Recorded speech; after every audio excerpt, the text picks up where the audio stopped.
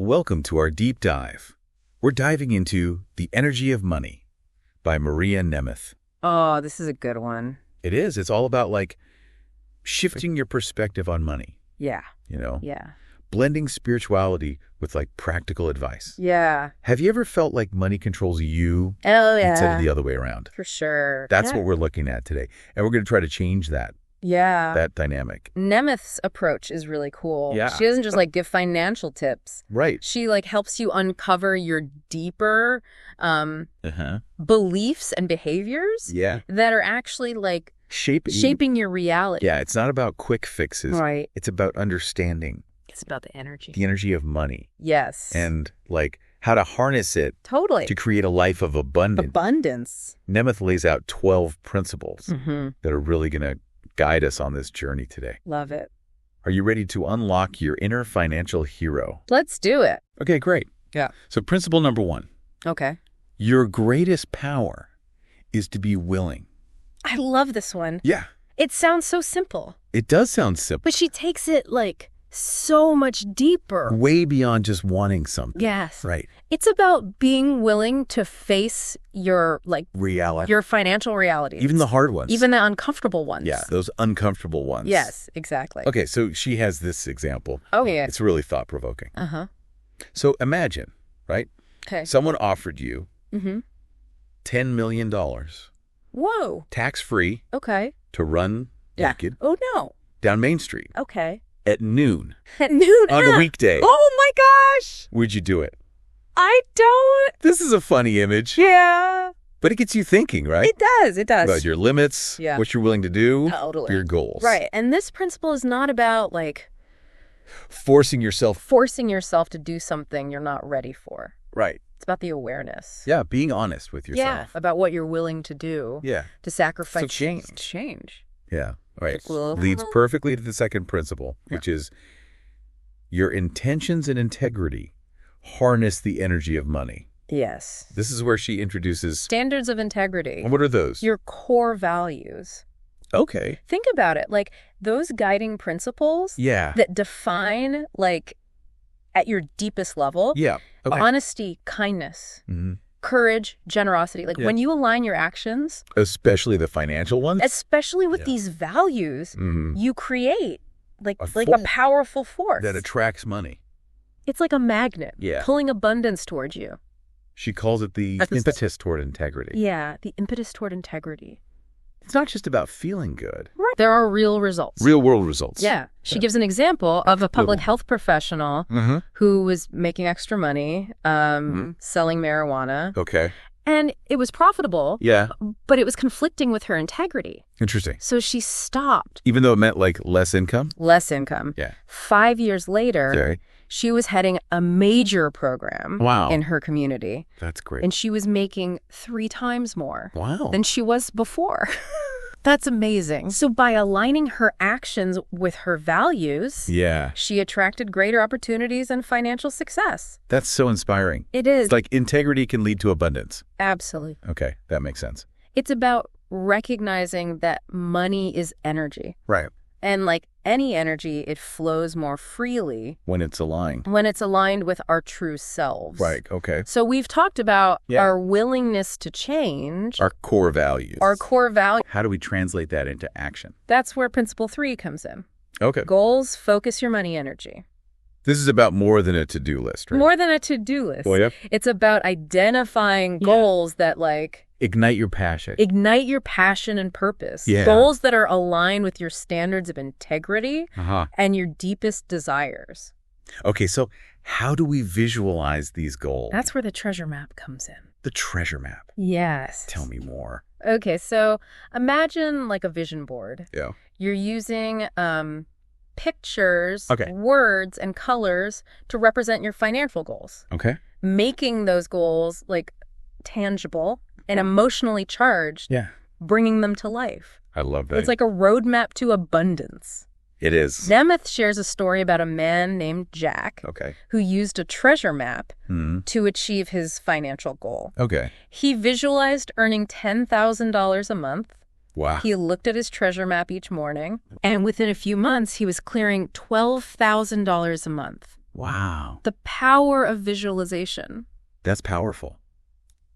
It is. But what about, like, those negative thoughts that can get in the way? Yeah. Those habits. Like, we all have them. We do. That's where we dive into the shadow work. Okay. With principle 4, driven behavior wastes money energy. Oh, this is where we get real. Right. So driven behavior can manifest in many ways. Okay. Workaholism, perfectionism, spending to fill a void. Yeah. It's like that feeling of always being busy, right, but not making any real progress. For what matters. Yes. Right. Like a hamster on a wheel. Yeah, exactly. So lots of activity. But going nowhere. So how do we, break free from these patterns? Nemeth encourages us to ask a powerful reframing question. Okay. Instead of asking, when will I finally get to rest and enjoy life? Ask yourself, what would it look like to rest and enjoy life now? That's a shift in perspective. It is a big shift. Yeah. It's about finding ways to incorporate joy and balance. Today. Yes. Not in some distant future. Right. Not when we finally achieve our goals. It's about recognizing that abundance isn't just about having a lot of money. It's about having a life that feels rich. Yes. And fulfilling in all areas. I love that. Okay. So we tackled driven behavior. We did. What about, that fear of not having enough? It's scarcity mindset. That scarcity mindset. It seems to be so prevalent. Yeah. This brings us to principle 5. Okay. Scarcity is one of your greatest teachers. I think we all struggle with that on some level. We do. And it's that feeling of never having enough. Always chasing. Chasing after more. Yeah. How do we overcome it? Nemeth reminds us that scarcity is a mindset. Okay. Not just a lack of resources. Right. It's our mind's experience of limits, not an objective reality. Not necessarily. So it's not about how much money we have. Right. But how we perceive it. Exactly. Right. And to uncover these deeper beliefs, yeah, she asks this challenging question. What do you hate most about not having money? That's a tough one. It is. To face. But you can see how it would help you absolutely identify those fears. Those core fears. Yeah, that are driving our behavior. So she shares a story about a woman named Jeanette who was simplifying her life. Okay. But she found herself panicking. About giving up her luxuries. Yeah. That scarcity thinking. Sabotaged her efforts. Yes. To embrace a simpler lifestyle. Exactly. Right. It's like our minds can create limitations. They can. Even when we're trying to make positive changes. But remember, scarcity is a teacher. Okay. It forces us to confront our fears. Right. And those limiting beliefs. So we can break free. This has been eye-opening. So what's next? How do we start clearing this path to abundance? We'll have to wait for part 2 to find out. Stay tuned. Welcome back to our deep dive into Maria Nemeth's The Energy of Money. I'm so excited to keep going. Me too. So in the last segment, we explored those first 5 principles. Right. Just laying the groundwork for a more empowered relationship with money. Yeah. So now we're going to delve into the practical steps for clearing the path to abundance. Okay, let's roll up our sleeves and get to work. All right, let's do it. Where do we begin? Principle 6 is all about transforming those inner blocks that hold us back. Okay. Nemeth calls this transforming inner blocks liberates money energy. Okay. And it starts with recognizing the power of monkey mind. Monkey mind. That sounds kind of chaotic. It can be. Okay. Think of monkey mind as that reactive, fear-based part of your mind that constantly throws up obstacles. It's the voice of doubt and worry. Oh, yeah. That just chatters away, creating all sorts of anxieties around money. I know that voice. We all do. It's the one that tells me I'm not good enough. Yeah. That I'll never have enough. That I should just give up on my dreams. Exactly. It can be so draining.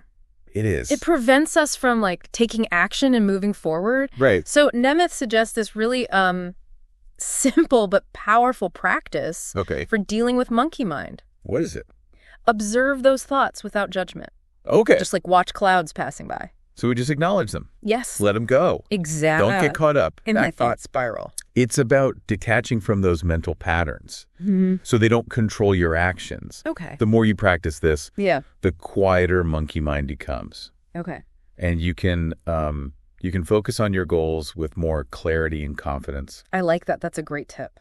Thanks. Okay, but what about those deep, ingrained beliefs That we might not even be aware of. Right. The ones that shape our reality without even realizing it. Yeah. That's where Principle 7 comes in. Okay. Releasing old beliefs brings miracles. Okay. Nemeth explains that we all have these structures of knowing about money. What does that mean? Ingrained paradigms. Okay. That can, support or sabotage our financial well-being. So these are mental frameworks that we've developed over time? Yes, based on our experiences, our upbringing, the messages we've received about money. Right. And sometimes those structures of knowing are... outdated. Outdated or limiting, holding us back. From our full potential. Yes. Can you give me an example? Certainly. Think of someone who grew up believing that money is the root of all evil. Oh, yeah. Or that rich people are greedy. Okay. These beliefs can create a subconscious resistance to wealth, making it hard to attract and manage money effectively. Yeah, that would be a major roadblock. It would. So how do we challenge those beliefs? Nemeth offers a simple but powerful question. Okay. What if the opposite were true? Okay. It's about turning those beliefs on their head. Okay. And considering a new perspective. So instead of money is the root of all evil, we ask, what if money is a tool that can be used for good? Exactly. Okay. It's about opening yourself up to new possibilities. Yeah. Questioning those assumptions that have been holding you back. I like that. It's powerful. Yeah, it reminds me of the importance of mindset. It is. It's huge. In achieving goals. Mindset is everything. Okay, so... Sometimes those limiting beliefs involve holding on to past hurts and resentments. Especially about money. Especially those related to money. Right, okay. That's where Principle 8 comes in. Okay. Forgiveness unleashes money energy. Forgiveness. Forgiveness. I wouldn't think that that's related to money. Yeah. It might seem unrelated, yeah, but the connection is profound. Okay. Holding on to resentment, blame, or grudges, especially about finances, keeps us energetically stuck. It drains our energy, prevents us from moving forward. In life. In all areas of our lives. Including our finances. Yes. Okay. So how do we practice forgiveness? Okay. It can be tough. When it comes to money matters. Yeah, but Nemeth offers a really powerful forgiveness exercise that involves 3 key steps. Okay, I'm ready. So first, identify someone you need to forgive. Okay. This could be someone who... wronged me? Wronged you financially. Okay. Someone you blame for your current circumstances. Or even yourself for past mistakes. Right, okay. Second, write out your grievance in detail. Okay. Just pour all your emotions, your thoughts, and feelings onto the page. Okay. Don't hold back. Honesty is key here. So we're getting it all out. Yes. Yeah. Releasing them so they no longer have power over us. Okay. What's the third step? This is where the real transformation happens. Okay. Find a quiet space. Close your eyes and visualize an empty chair in front of you. Okay. Imagine the person you need to forgive. Yeah. Walking towards that chair and sitting down. Okay, this is getting intense. It can be. Okay. Now, with the image of that person in the chair, ask yourself 3 questions. Right. First, can you see that this person, by virtue of their humanity, was doing the best they could at the time? That's a powerful question. It is. It requires us to see things from their perspective. A different perspective. Yeah. The second question, are you willing to forgive this person absolutely? So not condoning their actions, but releasing the resentment. Exactly. Okay. And the final question, are you willing to let go of this grievance?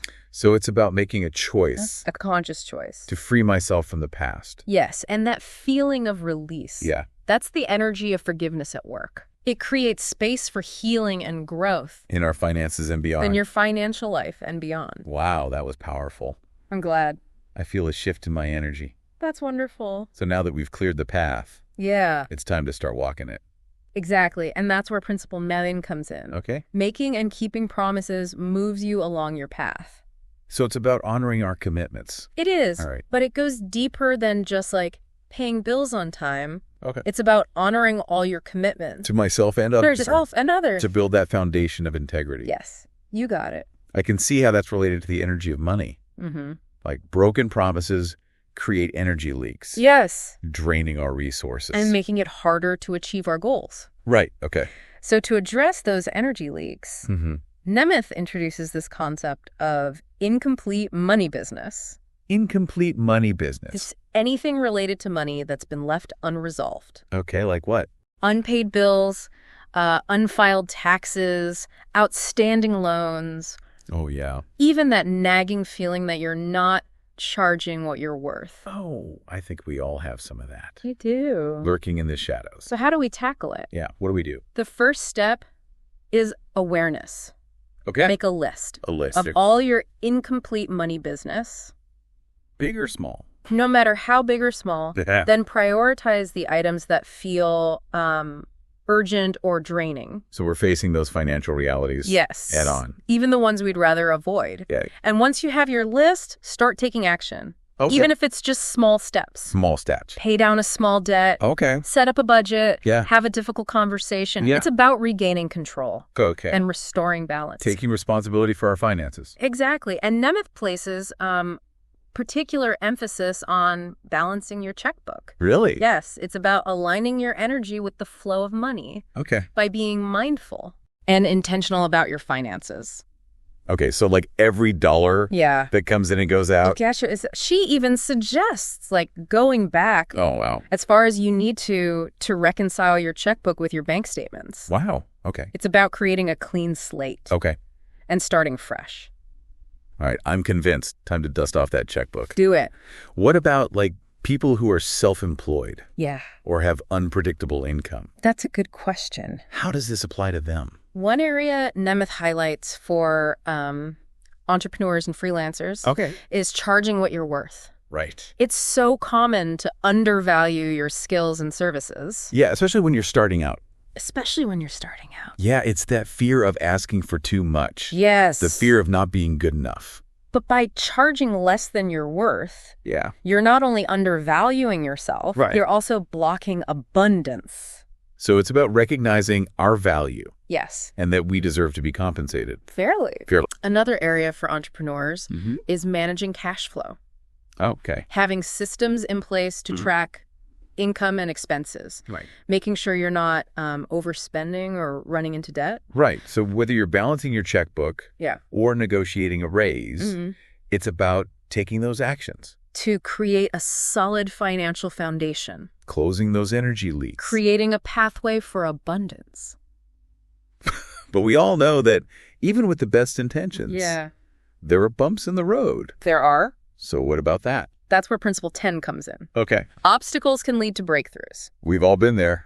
Unexpected expenses. Setbacks. Yeah. That make us want to give up. Yes. Instead of seeing obstacles as failures. Yeah. Nemeth encourages us to view them as opportunity for growth and learning. Yeah. They're often a sign that we're pushing beyond our comfort zone. Right. Stretching ourselves. Yeah. Expanding our capabilities. Yeah. So reframing our perspective. Yes. Recognizing that challenges are part of the journey. Exactly. Okay. And to navigate those obstacles, Nemeth offers a process called turning lead into gold. Okay. It's an alchemical metaphor. I love that. For transforming challenges. Into opportunities. Yes. Okay, I'm ready to turn lead into gold. All right, let's do it. How does this work? So first, acknowledge the obstacle and allow yourself to feel all the emotions that come up. So we don't try to ignore it. We don't. Okay. We face it head on. We face it. Then identify the type of breakdown. Okay. Is it mental, emotional,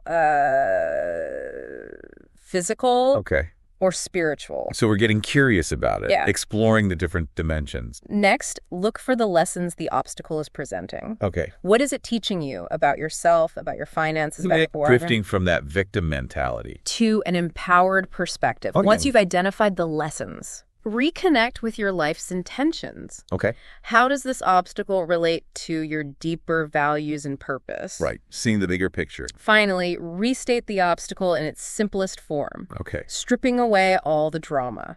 Getting to the heart of the matter. The raw truth. Okay. By going through this process, we transform obstacles from these insurmountable roadblocks into opportunities for growth. Finding the gold. Finding the gold within the lead. Okay. Remember Brenda from earlier? Yeah, the one saving for a house. Yeah, and her car broke down. Yeah. So she was really struggling with scarcity thinking. Yeah. But through this process of turning lead into gold, Brenda realized that she was trying to achieve her goal alone. Alone. Without support. Right. She saw the car break down as a wake-up call. To reach out. To reach out to her friends. And ask for help. Exactly. And that leads perfectly into Principle 11. It does. Mutual support increases your power. It's about recognizing that we don't have to go it alone. We don't. This principle challenges that myth. Of the lone wolf. Of the rugged individual. Yeah. That we have to achieve everything on our own. Right. Nemeth emphasizes the importance of having a support system. Whether it's friends, family, mentors. A professional coach. People in your corner. People who believe in us, who challenge us. Celebrate our successes. Yes, but real support is different from codependency. Okay. It's not about rescuing or enabling. Right. But about empowering. Empowering to grow.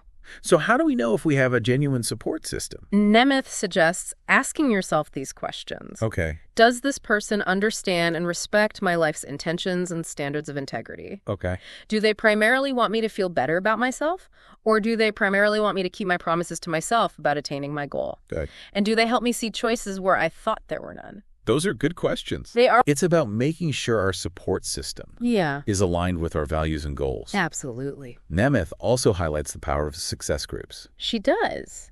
It's about creating a space of accountability, encouragement, shared learning to create a successful support group. Yeah. She suggests establishing a coaching context where everyone agrees to answer 3 questions honestly. Okay. Am I willing to be coached? Okay. Am I willing to dismantle my structures of knowing? Mm-hmm. And am I willing to use everything that goes on in the group as a personal lesson for myself? Wow. Okay. So by answering yes to those questions, we create a space of vulnerability and openness. To challenge each other. To challenge each other to grow. And even if the feedback we get isn't what we want to hear, it can still be valuable. It's about being open to different perspectives and challenging our own assumptions. Sometimes, like, the most supportive thing someone can do is offer that honest feedback. Even if it's uncomfortable. Yeah, okay. Remember Nemeth's story about her Aunt Anna?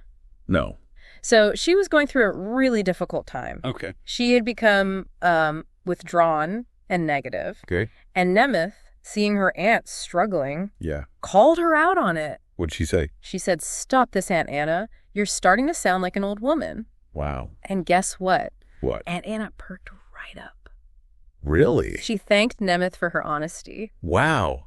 That's a turning point. It was. So it just highlights how honest feedback can be a catalyst for growth. It can. Helping us to see our blind spots. And remember, support is a two-way street. Right. It's not just about receiving. But also giving. We're all in this together. And by supporting each other, we create a ripple effect. A ripple effect of positive change. Okay, we've covered a lot. We have. Transforming inner blocks. Building support systems. Yeah. But there's one final principle that ties it all together. The foundation of true abundance. All right, I'm ready. And that, my friend, is where we'll pick up in the final part of our deep dive. Welcome back to our deep dive into the energy of money.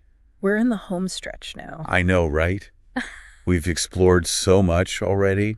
We have. From, like, recognizing our hero's purpose to, like, transforming those inner blocks. Yeah. And, like, building those support systems. Absolutely. Support is everything. It is. It is. We're not meant to do this alone. So what's the final piece of the puzzle? It might seem simple. Okay. But it's incredibly powerful. Okay. Gratitude. Principle 12. The gateway to abundance is gratitude. I love that. Okay, tell me more about this connection. So gratitude is more than just a feeling, right? It's like a way of being, a lens through which we view the world. I like that. It's about recognizing the good that's already there. Yeah. Even amidst the challenges. Yeah, okay. So shifting our focus from what we lack to what we have. Absolutely. Right. So to cultivate this, Nemeth recommends a practice called the gratefulness inventory. The gratefulness inventory. Okay. Okay, so each night before you go to sleep, just write down 3 things you're grateful for. Okay. Anything big or small. Like what? A delicious meal, a supportive friend, a roof over your head. Yeah. Yeah, those little things, those everyday blessings. It's about appreciating those. Now, if you're struggling to come up with those 3 things, that's a sign to pay attention to the thoughts that are blocking that gratitude. Oh, so it's an opportunity to look at those negative thought patterns. Exactly. And shift to the positive. Consciously choose to shift. Right, okay. She shares an example of a man named Ron. Okay. He was having a terrible day at work. Oh, God. But he found himself totally uplifted after reading his gratitude journal. It's amazing how gratitude can shift our mood. It really is. Even in those challenging situations. Yeah, by focusing on what we're grateful for, we create this positive feedback loop that attracts more abundance. It's like we're aligning our energy exactly at the frequency of abundance. Nemeth also suggests a practice called the gratitude walk. A gratitude walk. Find a place where you feel good, safe, comfortable. Like my home. Yeah, a park, a nature trail. Okay, I'm picturing a peaceful forest. As you walk slowly, pay attention to your surroundings. Okay. Look for things that bring you joy, peace, wonder. The warmth of the sun, the birds singing. Yeah, the colors of the leaves. Yes. As you notice these things, acknowledge them. Okay. And feel grateful. Okay, I love this idea. It's like a walking meditation. It is. It's bringing that awareness and appreciation to the present moment. You may notice a shift in your perception. Yeah. You start to see the world through a lens of abundance. Okay. Recognizing the beauty and blessings that are there. Opening our hearts to the gifts, right? Exactly. And remember, gratitude isn't just about noticing the good. Yes. It's also about recognizing the lessons in our challenges. Finding that silver lining. Every experience offers an opportunity for growth. Reframing our challenges. Yes, as opportunities for transformation. Wow. Okay, so by approaching life with gratitude, we open ourselves up to possibilities. We become more resilient, adaptable, and open to receiving abundance. Gratitude is a choice. It is. It's a decision to focus on the good. Appreciate what we have. Find the lessons. Exactly. And by choosing gratitude, we unlock that gateway. Abundance. Not just financially, but in all areas of our lives. We've covered so much ground in this deep dive. We have. From recognizing our hero's purpose to transforming inner blocks. Embracing gratitude. The energy of money offers a powerful roadmap. A roadmap to financial empowerment. Absolutely. So what are some key takeaways for our listeners? I think, first and foremost, it's awareness. Becoming conscious of our relationship with money, those patterns and beliefs. Taking responsibility. Absolutely. Aligning our actions with our values. Setting goals. Yes. Goals that ignite our passion. This is a journey. It is a journey, not a destination. There are going to be ups and downs. Obstacles and breakthroughs. But by embracing these principles, we can navigate those challenges with grace. Absolutely. We can transform our relationship with money from fear to empowerment. From scarcity to abundance. As we wrap up, Yeah. we want to leave you with a final thought from Maria Nemeth. Okay. Money's true purpose is to serve the larger purpose of your life. I love that quote. It's a powerful statement. It makes us think about what matters. Our values, our dreams. Ask yourself, Yeah. what is the purpose of your life? And how can money help you fulfill that? Revisit those standards of integrity. Your life's intentions. Check on goals. Align your choice. And with what truly matters. You have the power to create a life of abundance. Thank you for joining us on this deep dive into the energy of money. We hope you feel inspired to create a more empowered relationship with money. Keep exploring. Keep growing. And keep those aha moments coming. The energy of money is flowing. Direct it towards your dreams.